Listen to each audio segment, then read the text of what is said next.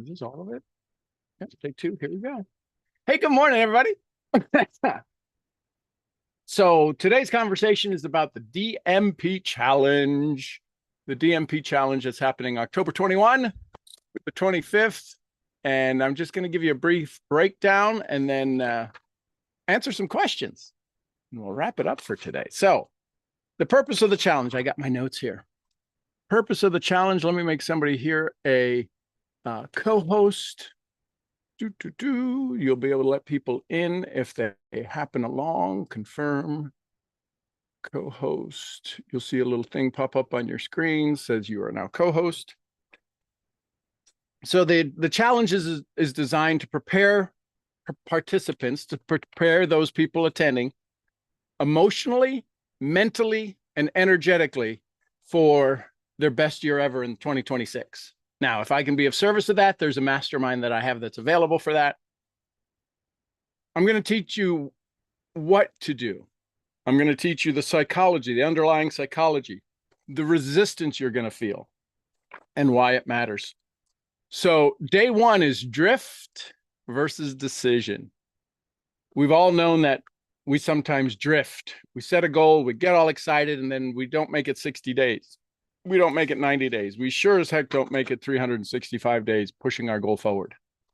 So the first one is recognizing the drift. What's the psychology behind that? The brain normalizes what it repeats. Doesn't that make sense? What you think about and think about, you bring about. So it normalizes what it repeats. Most people don't even notice they're drifting because it feels familiar. Because it feels familiar. Comfort, listen carefully. Comfort masquerading as clarity. Imagine if you just wrote that down. Is your comfort masquerading as clarity? Are you really clear on your dream, your want, your wishes? You could use that in your own prospecting right now. You could take that specific tone. Hey, listen, do you have clarity, or is your comfort masquerading as clarity? So here's the resistance. The resistance, participants may deny their drifting or get defensive. How many times have we heard about that? About working hard, but not moving forward. People are going to get defensive about working hard. I work hard every day. I do my stuff every day. And yet you're spinning your wheels. So this is still day one. This is still day one, what we're going to be talking about. Why it matters, you can redirect the pattern you haven't named. We're going to redirect the pattern that they haven't named. Those people who set goals, those people who want to create success, and the pattern they haven't named is drifting. This is where mental toughness comes into play. And to call out drifting is the first act of power.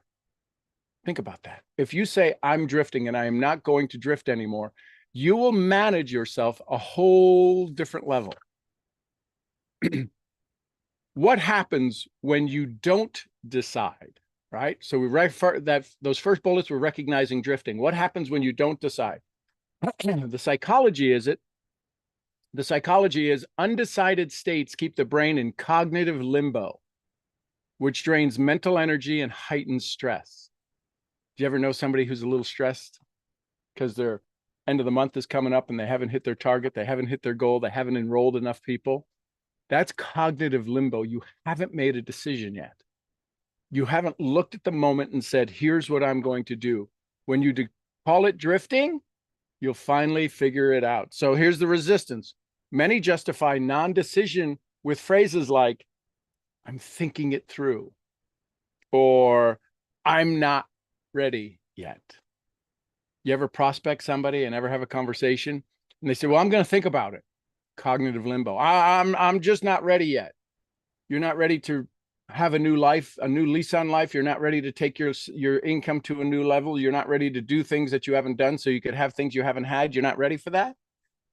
Most aren't ready for that, right? Because this is what happens. They haven't decided yet. We're going to teach you how in your own personal space, how you can decide and define what it is you want. We're still in day one. Why this matters. Not deciding is a decision, and the cost is invisible until you add it up over months or years, right? The micro The micropayments of hesitation. These are my notes. The psychology. Every time you hesitate, your brain receives a reward. Think about this. Every time your prospect hesitates, every time you hesitate, your brain receives a reward. What do you think the reward is? Safety. The brain looks for two things. Safety, will this kill me? And how fast could I recognize the pattern? Those are the two primary instant functions the brain is constantly seeking. 24/7, 365. Here's the resistance. It's tempting to believe I'll do it tomorrow, which carries no cost. I'll check it out later. What does it cost the person who's prospecting, who's being prospected? I'll do it next week. It didn't cost them a thing. They didn't have any out-of-pocket expense. So I'll teach you how this is you writing your own DMP, how you can stop saying that, right? It does cost them emotionally and financially, because then they're going to have to finally make a decision. They're going to have to decide next week. And if they don't, you know what they do? They ghost you. Why don't people come back to me? Because they haven't made a decision and you are holding their feet to the fire. And if you give them any time and space in between, they will come up with 1,001 reasons why they don't need to do it. So why do the micropayments of hesitation? Why is this important? This creates an awareness of how hesitation equals self-sabotage, not strategy, not activity, right? So the first decision is activation. This is still day one. There's a lot going to be covered. I'm going to give you all of the information I can. There's probably not going to be a lot of how to it. That's what we do in the mastermind, but I'm going to give you the what, the when, and the why, and the understanding for it. And maybe you can figure out how to motivate yourself, how to become that new human. So first decision is activation. What do you want?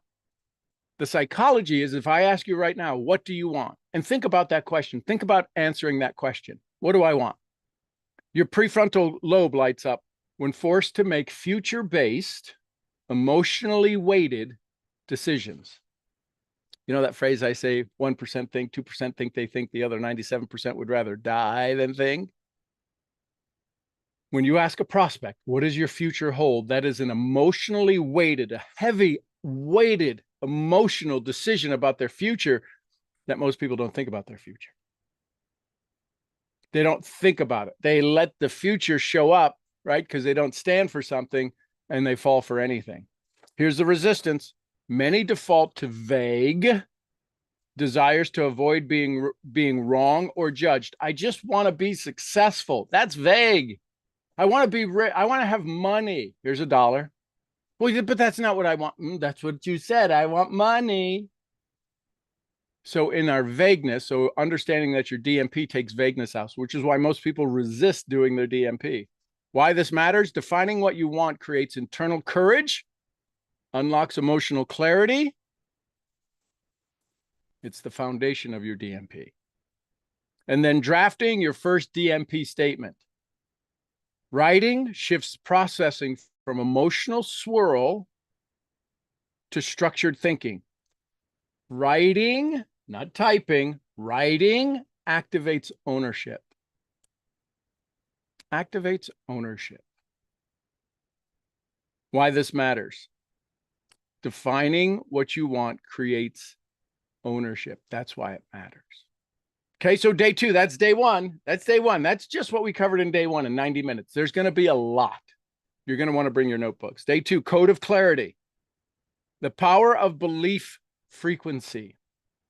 The power of belief frequency. The subconscious, wow, 20 minutes on day one. I've got to move faster. So the power of belief frequency. The subconscious doesn't filter truth from repetition. What?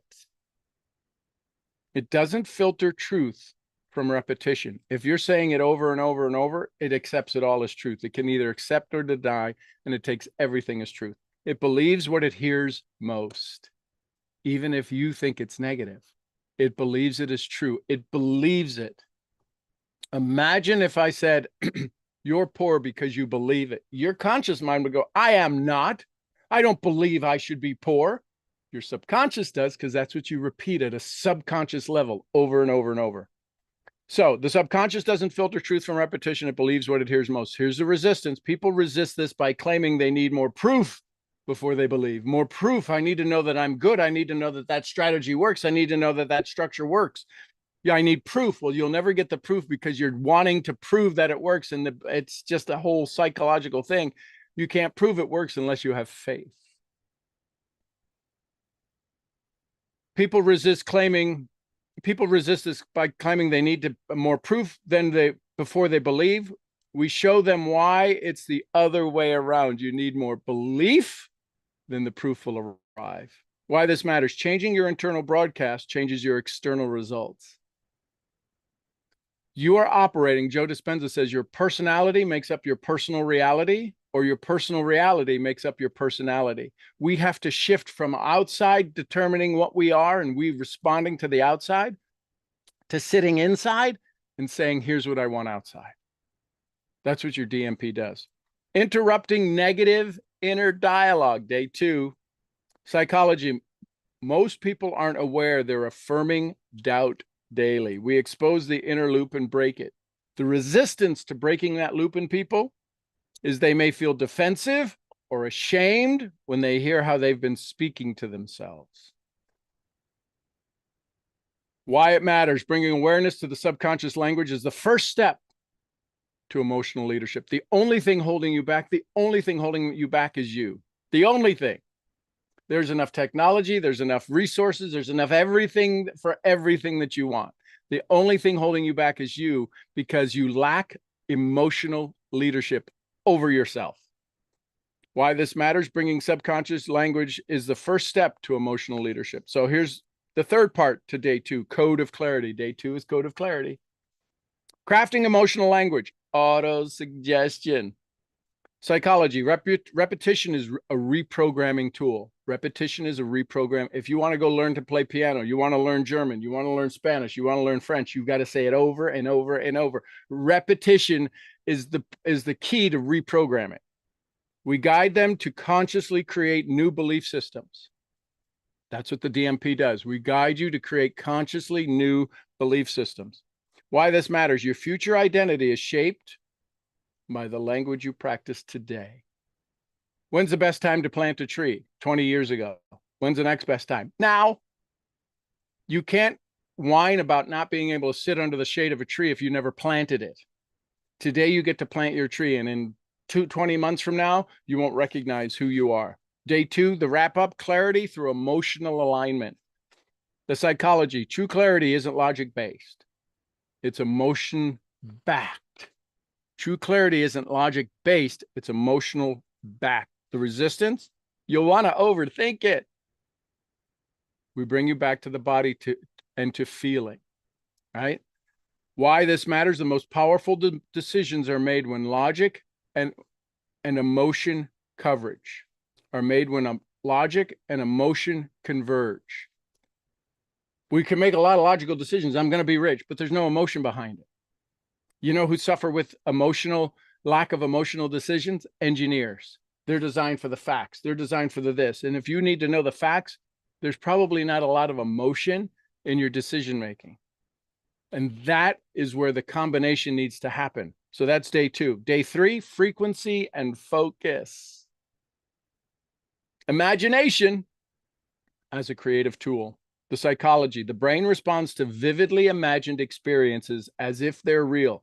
Vision codes possibility into identity. That's why you write out your DMP often till you memorize it. That's why you sit with your eyes closed and you think about it as you say it and as you become part of this and you think about the visualization of it. Just reading it doesn't do it. The brain responds vividly to vividly imagined experiences. Here's the resistance. People imagine just enough to be reasonable. Reasonable in your goals. Reasonable in your success. Reasonable in your identity shifting. You reach your goals, people are going to be jealous. People are going to be embarrassed. People are going to not know it. People are going to feel less than because you in a year did more than most people did in a lifetime, which keeps you playing small if you're not going to step into that. right? If you constantly imagine reasonable solutions, you keep playing small. Why this matters? Stretching vision stretches identity, which is the real work.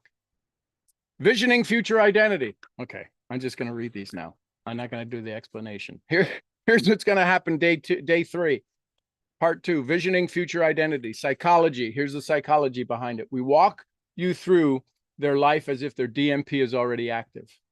This locks it into the nervous system. See, your nervous system, your parasympathetic and your sympathetic nervous system need to be a part of your dreams, need to be a part of your action. So we lock that in. Why this matters? No, where's the resistance? The resistance is you'll want to skip this because it feels uncomfortable. How many times have you skipped one of the ingredients in your goal achieving because it was a little uncomfortable? I already know that. You said, I know that. That discomfort is the edge of your next level, right? What does everybody say? Everything is outside of your comfort zone. The joy you want is just outside your comfort zone. Here's why it matters. Until you see yourself there, you won't move like somebody who belongs there. See, that's the identity crisis. We show up talking to people. We're going to build a big organization. We're going to build a big community. And you're not speaking from the person who owns the big community. You're like, well, I'm not there yet. I got to wait. I got to wait till I actually show up there. Then I can be that frequency. It doesn't work that way. Decision activation, real-time choice. The psychology, clarity doesn't come before decision. It comes after. Clarity doesn't come before decision. It comes after you make the decision. Here's the resistance. They'll resist making real choices because they want guarantees first. Well, how much am I going to make? I can promise you, if people ask you, so how much can I make with this? They have not made the decision to make any money yet. You haven't made any decision if you're saying, well, how do I know the DMP is going to work? You haven't made a decision to make it work. Why this matters? Bold moves create internal clarity, not the other way around. And then here's the last part of day 3, 3 moves of focus. 1, the psychology. We give them simple structure, 3 aligned moves based upon their DMP.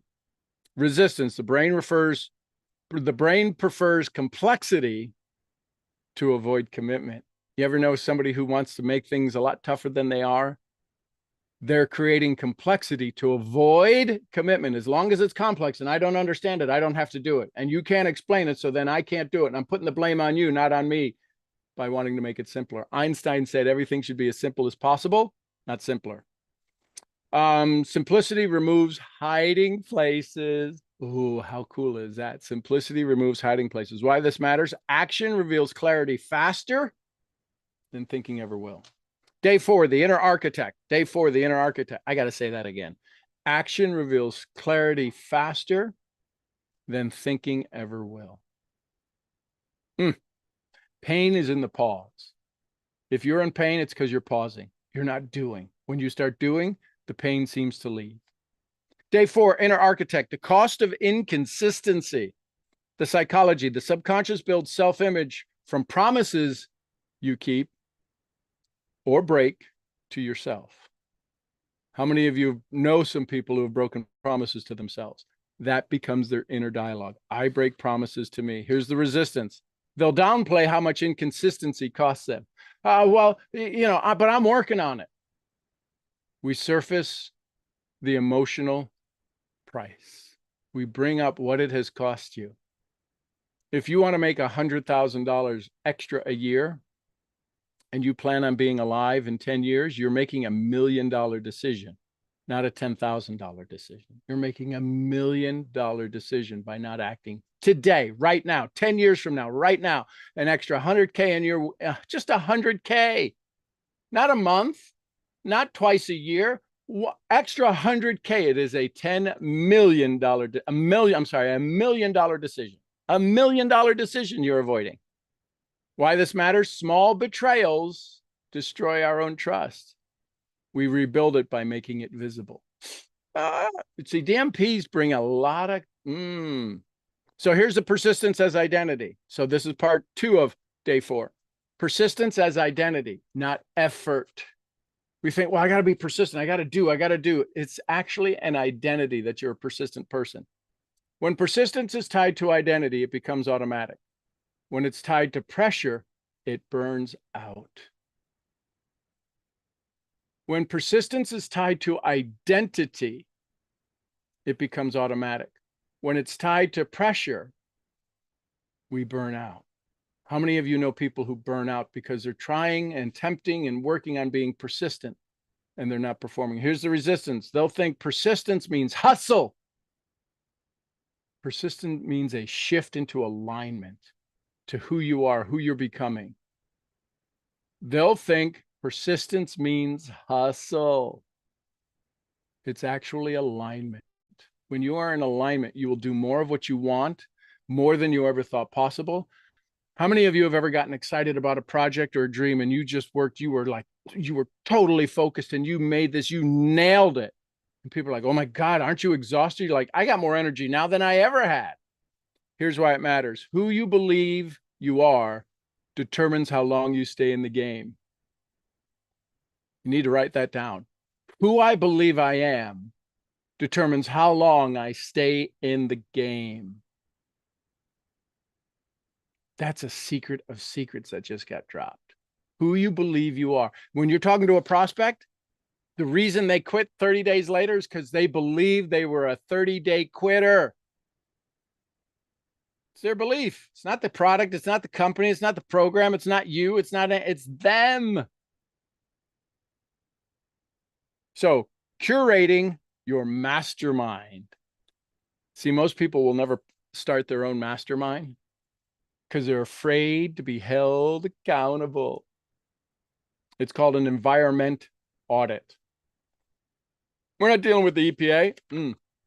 We're dealing with an environmental audit. All accountability is fine-tuning your environment you live in. How are you reading books, or are you scrolling on TikTok? Are you eating your food correctly, or are you eating junk food, right? It is an environment audit. That's why they talk about people who come out of rehab shouldn't go back to the house where the rehab is going to be questions, is going to be challenged.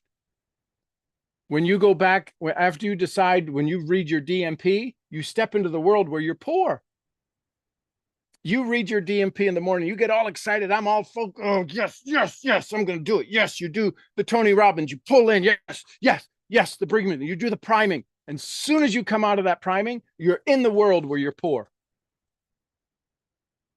If you don't have a DMP solid in place, you will start to steer your boat into the poverty river of who you are, which is why 30 days later, 60 days later, 6 months later, people quit. I can't suffer. I'm suffering too much in my poverty world because I can't be rich. Really? How's that working for you? Curating the mastermind environment, the psychology. People around you shape your frequency. We show how to audit and upgrade that. You don't have to leave the people around you. You just need to know they're in the poverty river that you were in.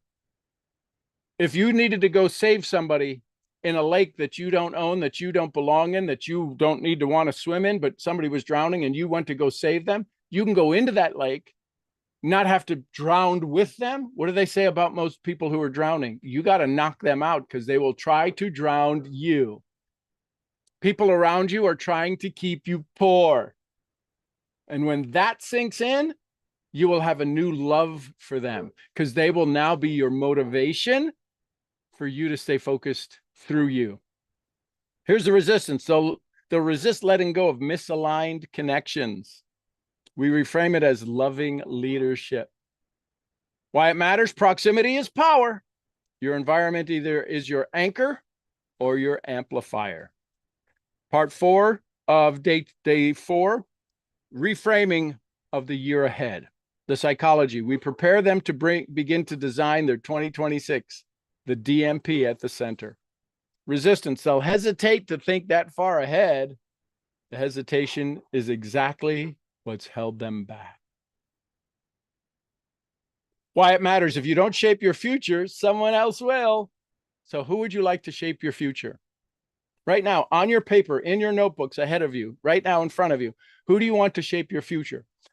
Write down, I will shape my future, or Write down, I'll let anybody else shape my future. Which one do you want? Well, answer A or answer B, right? Like the doctor, which is better, A or B? The eye doctor. They'll hesitate to think that far ahead. The hesitation is exactly what's holding them back. Why it matters, if you don't shape your future, someone else will, and they won't have your purpose in mind. So here's day 5. Day 5. Woof. Day 5. Redefining and declaring your DMP. The psychology. Speaking something out loud codes it into your identity and belief. Do you actually say and read and hear it in your own voice, your DMP? Resistance. They'll fear judgment. You'll fear being wrong. You'll fear being seen. What? It's all normal. It's all growth. Being uncomfortable, feeling like you're being judged, it's normal because you're shifting your identity. You haven't made clear your story clear enough, strong enough that somebody says, oh, they're on a journey. Just had a friend come over from international waters to the US.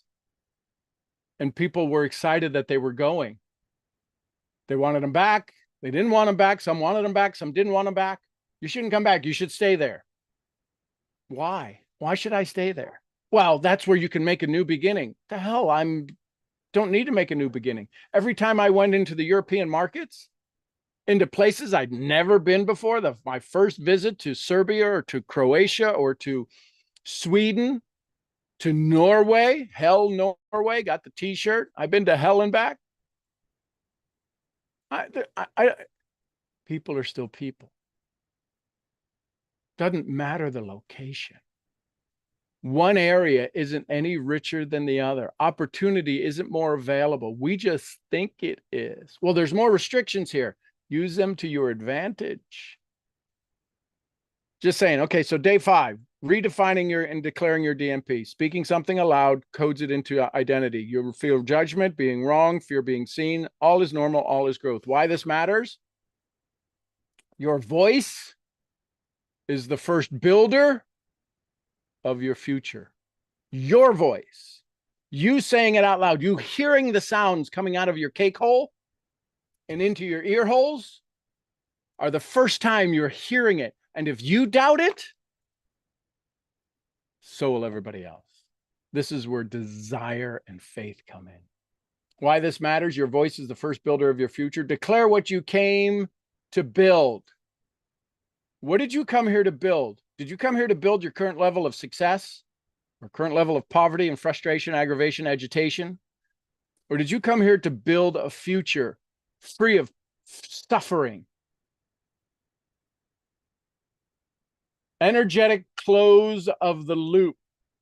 Once the DMP is declared, the loop will drift from decision to and is complete.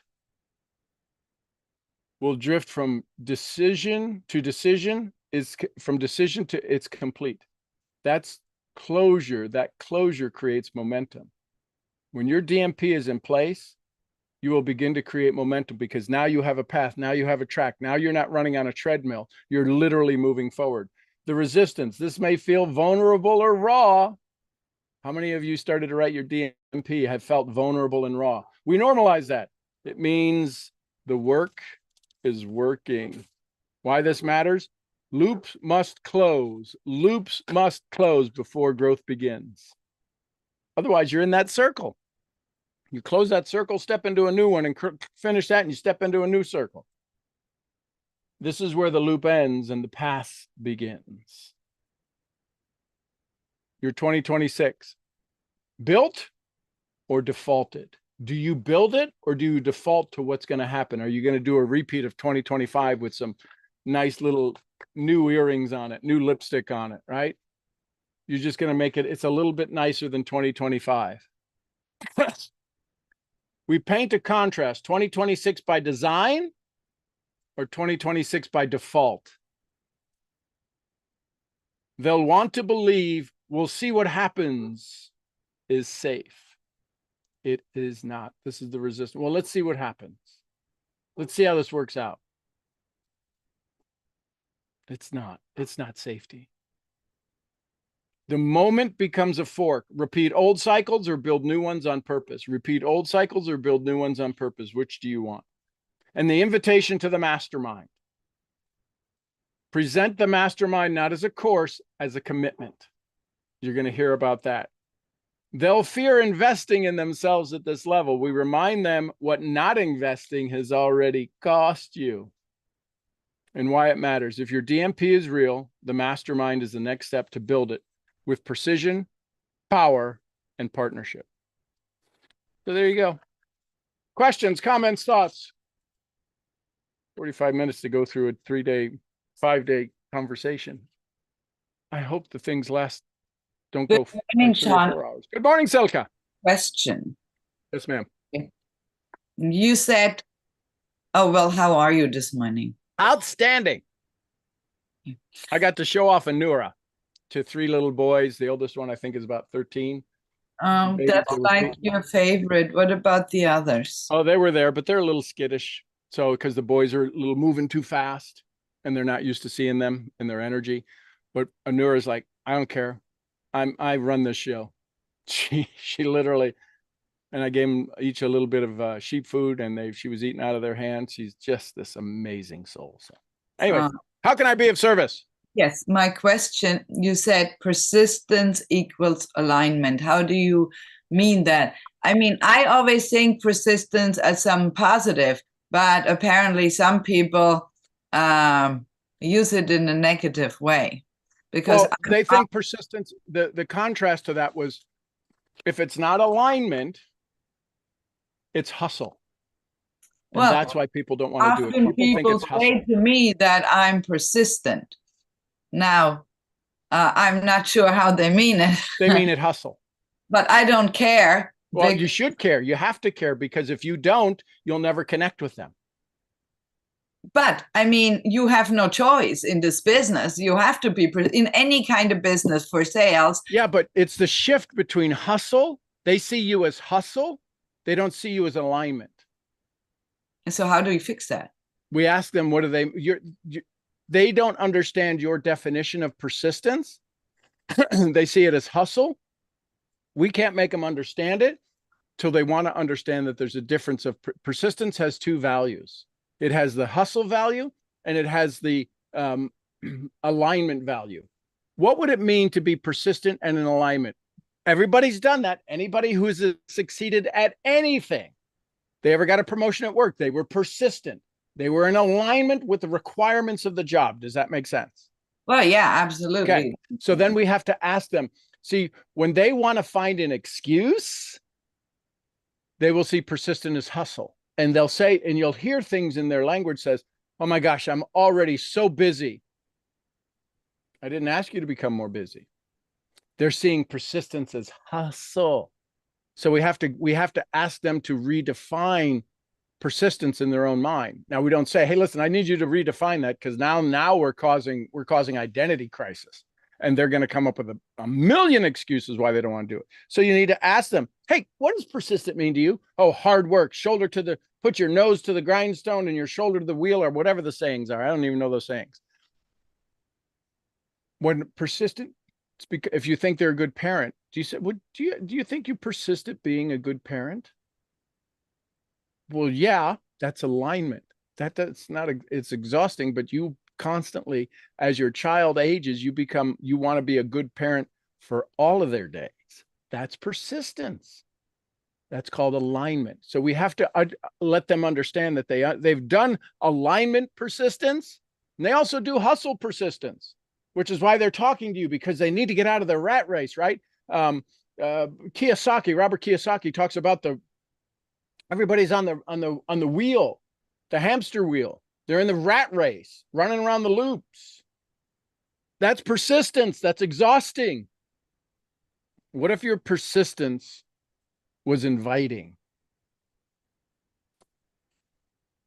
So that's how we have to make them become aware of it. We have to ask them, one of the initial questions is, if they see that resistance in you, that's a resistance that everybody sees. Right? They don't, well, you're just too much, right?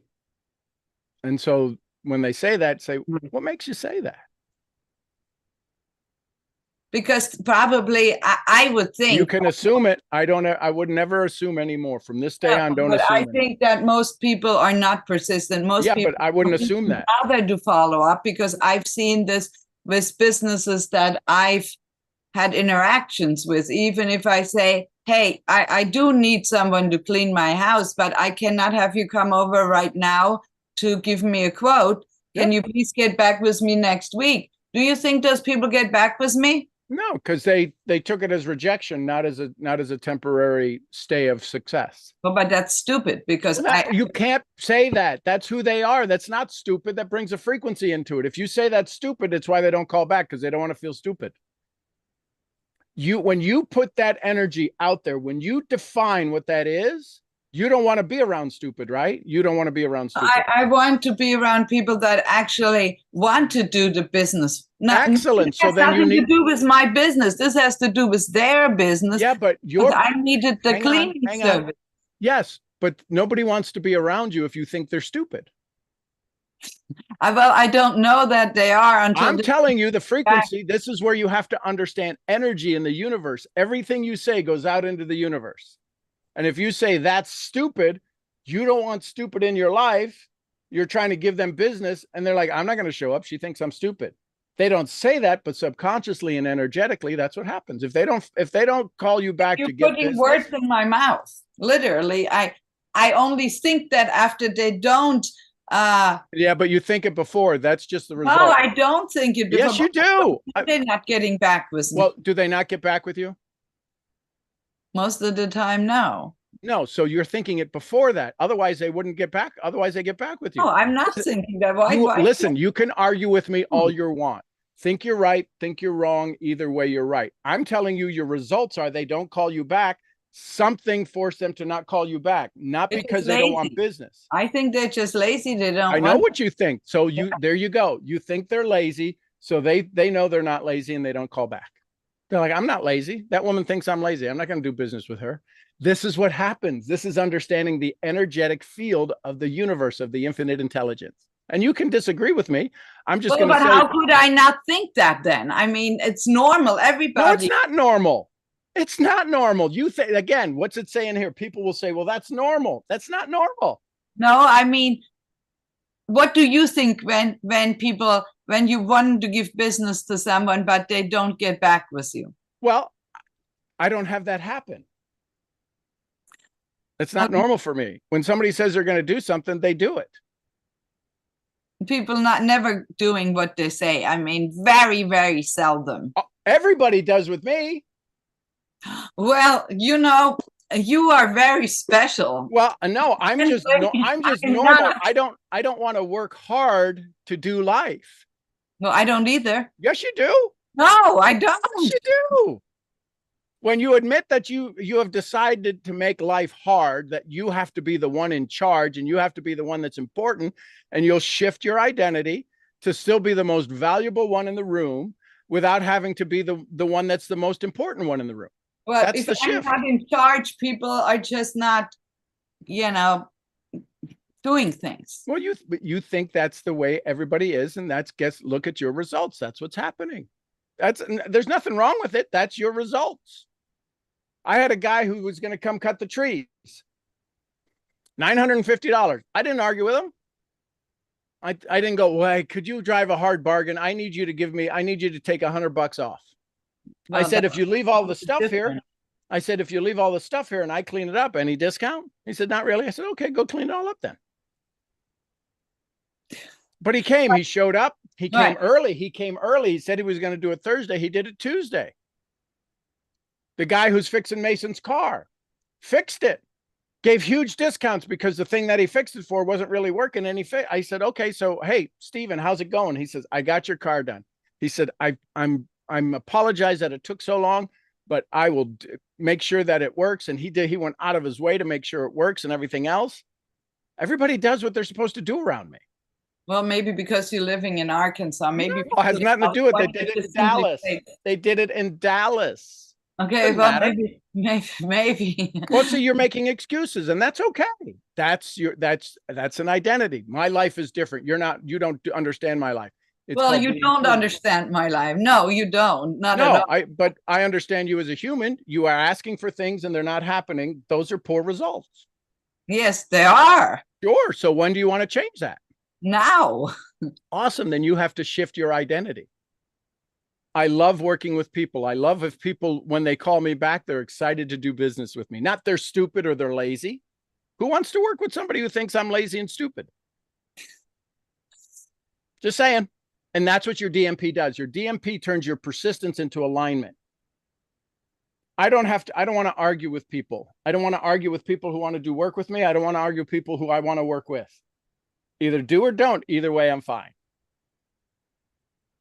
It's all part of the story. It's all part of the lesson. And if you're repeating something, and this is for everybody, if you're repeating something that you don't want in life, the repetition isn't them, it's you, period. It's not them, it's you. Well, I want to lose 30 pounds, but I can't lose that last 15 pounds because you keep eating. It's not your food. It's not your thyroid. It's you. Well, I understand that. I mean, certainly. Yeah. So I go mean, from understanding. I have no issue with understanding that. But Go from understanding to believing. What I'm not understanding, and I don't try to argue with you, is that, well. So who's right and who's wrong? Is there somebody right and somebody wrong in that situation? Are they wrong for not calling you back? No, they're just not making any money, but that's fine. And why is that your problem? It's not my problem. But you say they don't call me back. My problem is to get my house cleaned. Okay, so did you ask them, are you willing to clean my house? Well, they say, I want to come over and give you a quote right now. Excellent. And so ask them, how long would you like to work with me? Once you clean my house the first time, how long do you think this relationship should last? They've never been asked that question. Well, if they do a good job, it'll last for a long time. That's not, no, you put a qualification on it. Yeah. Because but hang on. You made it about you, not about them. Hang on, listen, let me explain this. How long would you like our relationship to last? I'd like to clean your house for the next 10 years. Awesome. What do you think the level of cleanliness needs to be in my house? Needs to be to your liking or to my liking? Well, it needs to be to my liking. Are you okay if I set the standards maybe a little higher than most so that you could have a house cleaning position, a house cleaning arrangement for the next 5 years? They will outperform because they've never been given the confidence. They've never had the dialogue. They've never had to think long term.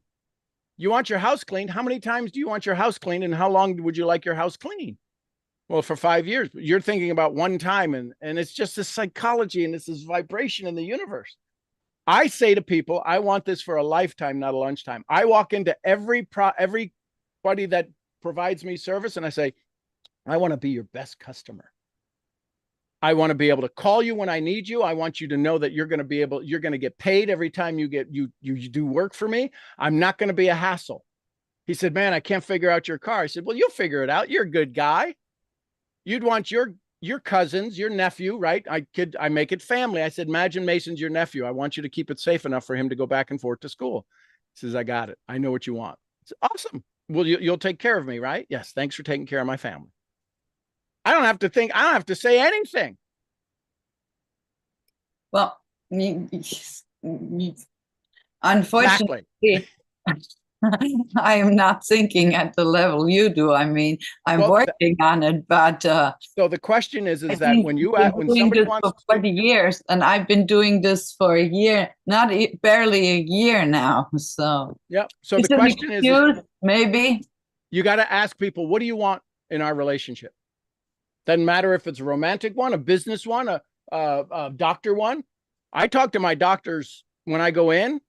I'll bring them some donuts and I go, listen, they ran out of broccoli and dip, so I brought you donuts. Or I can go get the broccoli and dip, and they laugh. No, give us a donut. But I know my doctor. I have a human conversation. When I leave out of there, I say, hey, listen, thanks for taking care of my family, doc. And I give her a hug. I said, it's important that you take care of my family. I need them. I can't do what you do. I'm not asking you to do what I do. I'm asking you to do what you do as the best you can for my family. I don't care about anybody else's family. I know you'll do well. but I want the best for my family. And I need you to think outside of the box every time you sit and talk with them. She said, I just love taking care of you and your family. Awesome.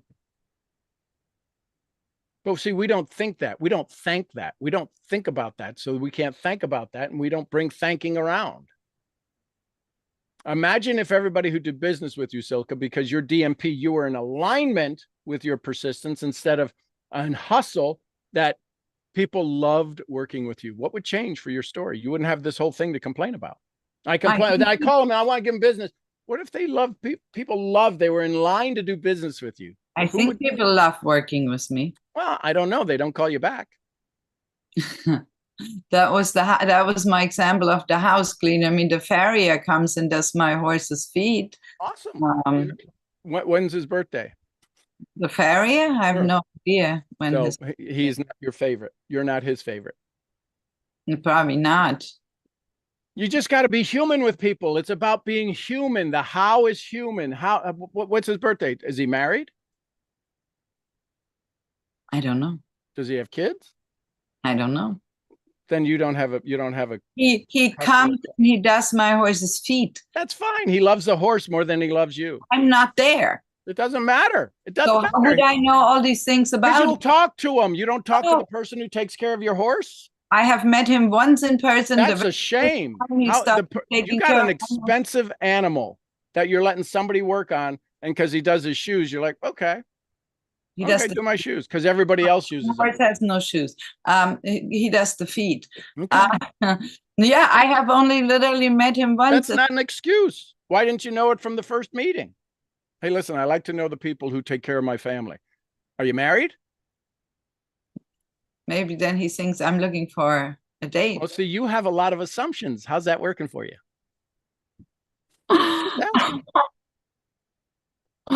Yeah, evidently I do. Just like I was very worried yesterday when the guy was supposed to meet with me, and then suddenly he said he was going to bring his lawyer and his partner. Yep. So I thought they were two different people, and I messaged him back and I said, why are you bringing your lawyer and your partner? I thought this was just going to be a conversation of you and I. Yep. And he said, well, because he's my best friend and I want you to meet him. Awesome. Yeah, but I mean, here I was like, what's going on? Yeah, because I made assumptions. I mean, it's kind of strange when somebody tells you these things and you have never met them in person. So yeah, I have a certain way I think, evidently. And that'll get you the certain results you have. Nothing wrong with that. Hi, Dubby. No, Dubby is my friend. Hi, Dubby. He wants to give more snuggles. Yes. Awesome. I love it, love it, love it. Yes, I think I will work on the alignment. Yeah. Love it, love it, love it. Awesome, awesome, awesome. Love you very much. Thank you. I love you too. Hey, AJ, good morning. Hey, just quickly, boss, how are you? Good. How are you? What? Did you ask me how I am? I don't know.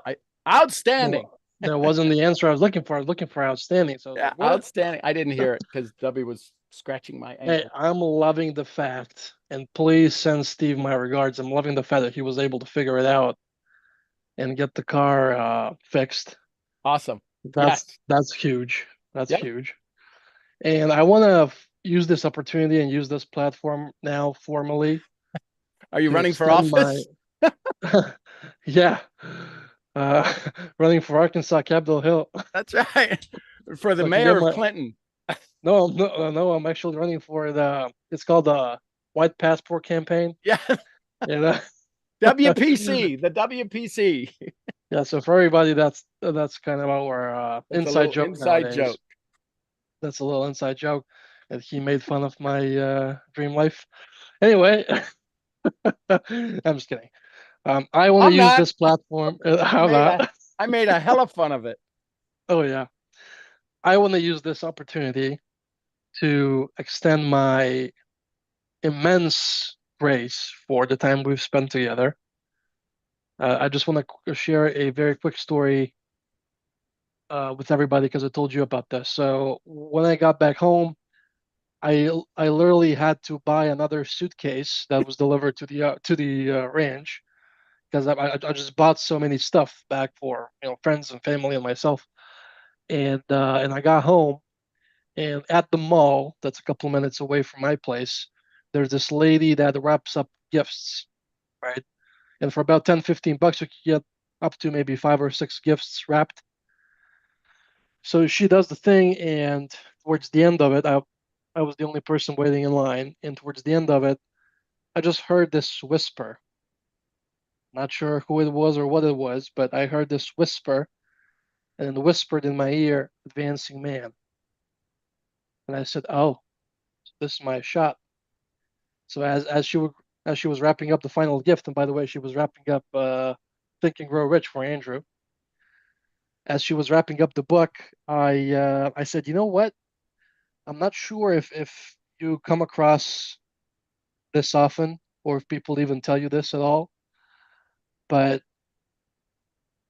yes, the advancing man." I said to her, I go, "This is one of the most beautiful wrapped gifts I've ever seen. You are very good at what you do, and you have an amazing eye for detail." Now, this lady, she was, I mean, I don't know, maybe some kind of middle-aged woman, maybe 40s, 50s, I guess. And I mean, gosh, you should have seen that smile. I mean, she was just through the roof when I told her that. And then I figured that it's real easy to be outstanding where I'm from. I agree. I agree absolutely that according to Hill and Waddles and every other mentor I've worked with that's dead or alive, thankfully you're alive, is that environment doesn't have much to do with your success in it, and etc. In this case, I would say it does to a certain point, just because people around here are not used to doing that at all. So it's real easy for you to be outstanding in Serbia. And amongst many other things that I've been thinking about,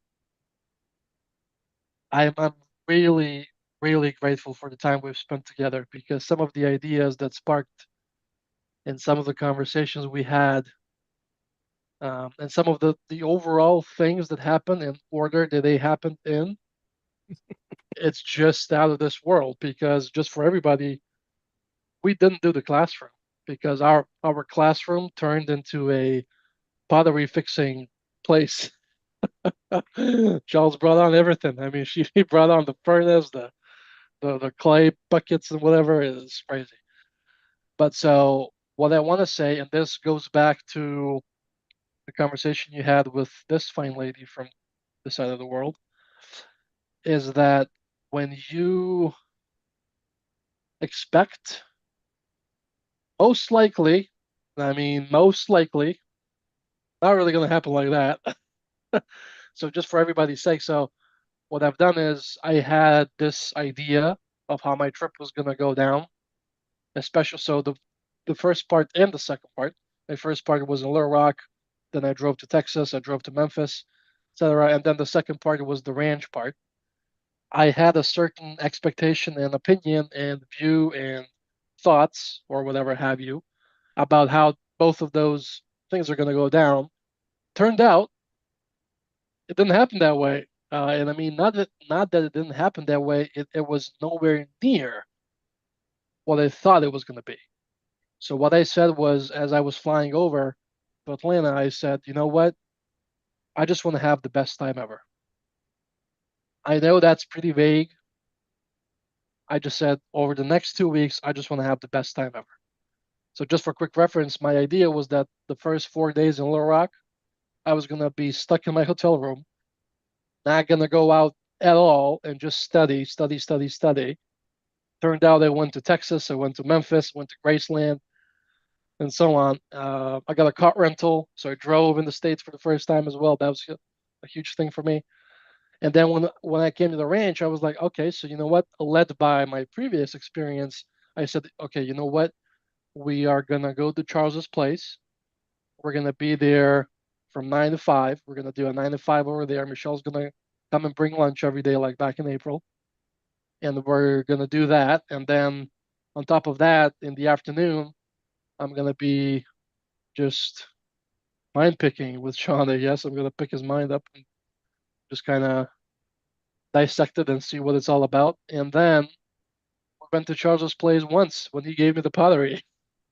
And that was it. So long story short, it's not really, not a lot of things I think are going to happen exactly how you think they're going to happen. And they're not going to develop how you think they're going to develop. So I guess one of the major takeaways for me from this event was that, sure, you have an overall idea what you want to happen. I had an idea, you know what, I want to have the best time ever. And I really did. I think this trip was 1,000 times better than my first trip. Not only because of the work I did with Sean, but as well with the trips, with the driving, with everything. It was a whole new experience for me. And it was one of the best things I've ever done and that ever happened to me. So I was like, okay, you know what? So I set the intention. I said, okay, you know what? I want to have the best time ever. And then I just let go. I wasn't thinking about, okay, you know what? I'm going to make this whole calendar thing now. I'm going to wake up at 6 because I figured that when you're in the States, the call actually starts at 6. So that was kind of, that was a deal breaker for me. And then just all of these things that happened, I did not really have this planned it out, like in terms of I'm going to wake up at 8, I'm going to go to breakfast at 9, I'm going to start studying at 10 and blah, blah, blah. No, I said I'm going to have the best time ever and let's see what's going to happen. And then I just let go. And then funny how a couple of days later, when I'm talking to Michelle, Sean, and they teach me about manifesting, they just bring out this whole new concept about manifestation that I've never heard before. And I've been in this quote unquote personal development business working on me for the past couple of years. I've listened to many lectures, many lessons, many courses. I mean, predominantly I listen to Sean, obviously, but I listen to other people as well sometimes, here and there. I never heard that idea. Never heard an idea like that. And it's funny how one of the major points of the idea is to let go. So funny how that works. So once again, I am truly, truly, truly grateful for the time we've spent together. I can't wait to see you again. Puppy's Luckily, by missing the you too. yeah, Yeah, they tell him, told me they're Cubby. going over to to my hotel tent. That's the Four Seasons up there, and so I'm truly, truly grateful for the time we spent together. Please remember me to Michelle and Mason. Yep. And the K9 unit, and I'm really hoping that I get to see you again soon. Can't wait. And Can't wait. luckily, again, funny how that works. You told me that you got a whisper as well as you were dropping me off to the airport that I was going to be there again soon. Yep. So, I mean, like we agreed on, let just let go and see what the funny guy upstairs has in store for us, I guess. That's right. So thank you again.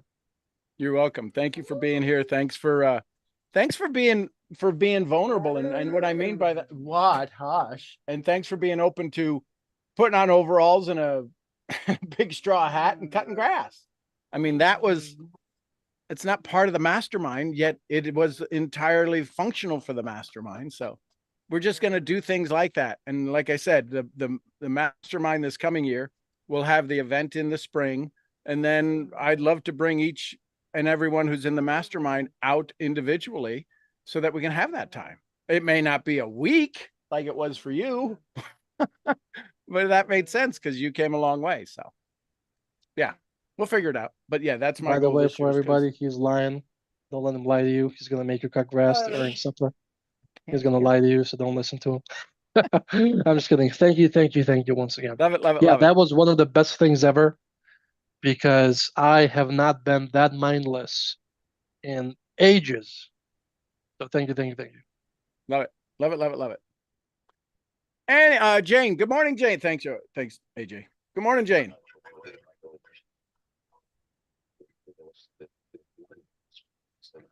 She probably stepped away with her surgery. Her surgery went well and she's recovering and she doesn't have any discomfort.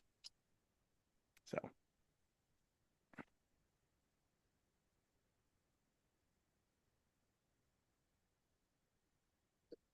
Okay. I don't know if Jane can't unmute or. Awesome. Anyone else? Last thoughts, comments, questions? It Take looks away. like she has unmuted. We just can't hear her. She's not Okay. muted. Okay. Yep. No, I don't. I thought, yeah, I just see now that she's unmuted, but I don't hear anything. There she is. Yep, I see I her. see her, but I don't hear her. We don't hear you. Unplug that thing.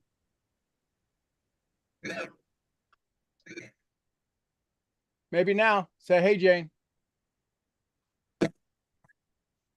No. No, don't hear you. But she's up and about, which is a good thing. Her knee surgery went well. Can you do some high kicks for us, Jane? do a little of the Rockettes. Yeah, we don't hear a word, my love. I know they're filled with joy and happiness, that's for sure. We can't hear you, Jane. Could you unplug your headpiece?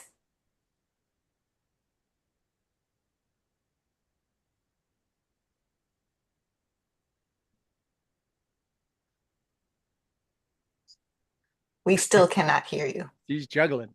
So, any other questions, comments while Jane's figuring out her sound?